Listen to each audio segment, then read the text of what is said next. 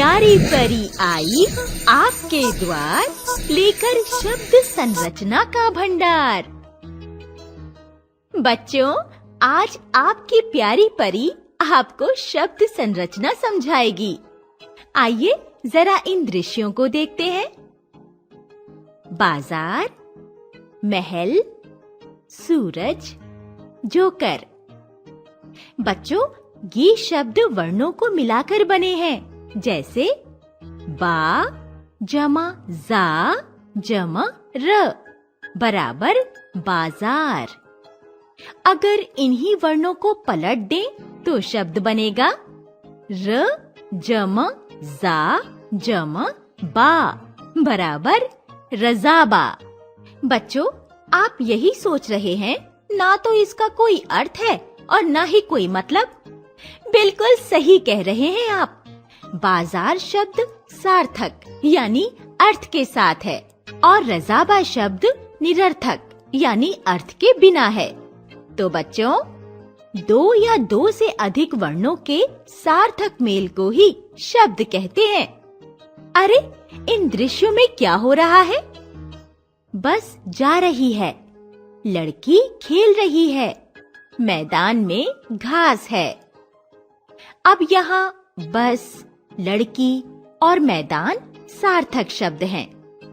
देखते हैं कि ये शब्द किन-किन वर्णों के मेल से मिलकर बने हैं। बस, लड़की, मैदान, ये तीनों विभिन्न वर्णों के मेल से बने हैं, जैसे बस, ब जम अ जम स जम अ। लड़की, ल जम अ जम ड़ जम अ जम क जम ई। मैदान, म जम ए जम द जम आ जम न जम अ। ये तीनों शब्द हैं क्योंकि इनसे कोई ना कोई अर्थ प्रकट हो रहा है। इस प्रकार वर्णों के सार्थक मेल को शब्द कहते हैं। प्यारे बच्चों, हिंदी भाषा में शब्दों को 3 आधार पर बांटा गया है। उत्पत्ति के आधार पर, बनावट के आधार पर, प्रयोग के आधार पर। बच्चों, पहला उत्पत्ति के आधार पर शब्द के 4 प्रकार होते हैं। क तत्सम शब्द। ये शब्द संस्कृत भाषा से हिंदी भाषा में ज्यों के त्यों अर्थात उसी रूप में ले लिए जाते हैं जिस रूप में ये संस्कृत में होते हैं, जैसे सर्प, ग्राम, सत्य, सूर्य, कार्य, प्रथम आदि। ख तद्भव शब्द। ये शब्द संस्कृत शब्दों के रूप में कुछ बदलाव के साथ हिंदी भाषा में प्रयोग होते हैं, जैसे दही, दधी, सांप, सर्प, गांव, ग्राम, सच, सत्य, काम, कार्य, पहला, प्रथम आदि। ग देशज शब्द। देशज अर्थात देश में उत्पन्न।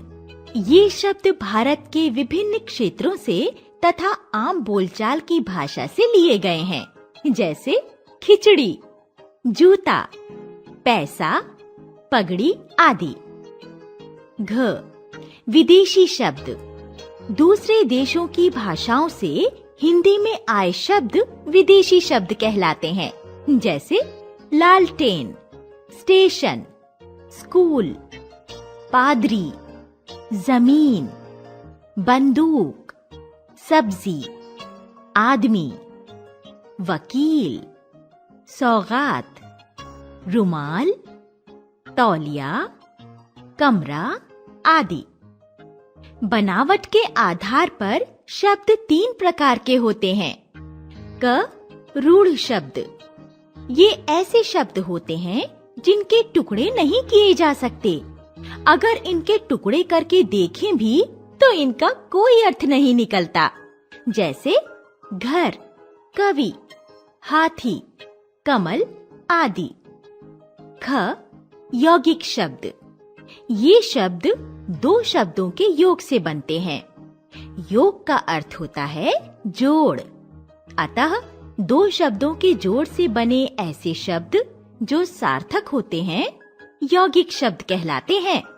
इनके टुकड़े किए जा सकते हैं, जैसे रसोई जमा घर बराबर रसोई घर, नील जमा कमल बराबर नील कमल।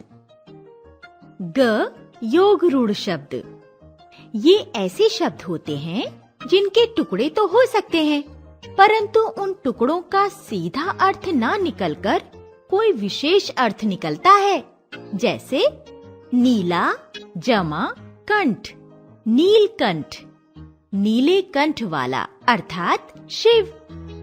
पंक जमा ज बराबर पंकज, पंक बराबर कीचड़ में, ज बराबर जन्मा अर्थात कमल। और अंत में प्रयोग के आधार पर शब्द दो प्रकार के होते हैं। क विकारी शब्द, इनके रूप में लिंग वचन तथा काल के कारण परिवर्तन आ जाता है।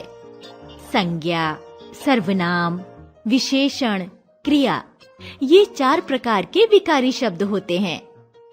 ख अविकारी शब्द, इनके रूप में कभी भी किसी भी स्थिति में कोई भी बदलाव नहीं आता। इन्हें अव्यय भी कहा जाता है। हिंदी भाषा में क्रिया विशेषण, संबंध बोधक, समुच्चय बोधक तथा विस्मयादि बोधक, ये चार प्रकार के अविकारी शब्द होते हैं। बच्चों, आज के पाठ को पुनः दोहराती हूँ। सारांश, वर्णों के सार्थक मेल को शब्द कहते हैं। हिंदी भाषा में शब्दों को 3 वर्गों में बांटा गया है।